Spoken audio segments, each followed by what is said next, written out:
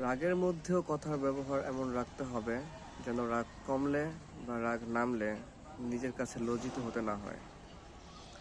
তার মানে হচ্ছে যে তোমার কাছের হোক বা দূরের হোক, তার সাথে যখন কথা বলবে রাগের মাধ্যমে, যখন রাগ উঠে যাবে বা রাগ হবে, তখন এমন কোনো কথা বলা উচিত না যে কথার কারণে তার কাছে তুমি পরবর্তীতে ছোট হয়ে যাবে বা তার কাছে সম্মানের জায়গা থেকে তোমাকে নামিয়ে দেবে।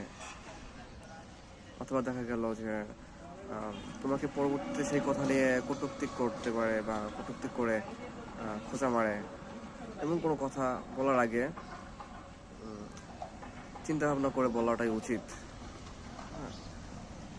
হ্যাঁ, সামঞ্জস্যপূর্ণ কথা বলতে হবে, রাগটাকে কন্ট্রোল রাখতে হবে, যাতে করে পরবর্তীতে মানে লজ্জিত বা নিজেকে ছোট মনে না হয় তার কাছে, তার সামনে যেতে, তার সাথে কথা বলতে।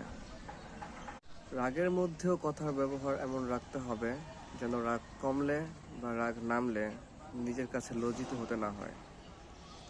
তার মানে হচ্ছে যে তোমার কাছের হোক বা দূরের হোক, তার সাথে যখন কথা বলবে রাগের মাধ্যমে, যখন রাগ উঠে যাবে বা রাগ হবে, তখন এমন কোনো কথা বলা উচিত না যে কথার কারণে তার কাছে তুমি পরবর্তীতে ছোট হয়ে যাবে বা তার কাছে সম্মানের জায়গা থেকে তোমাকে নামিয়ে দেবে।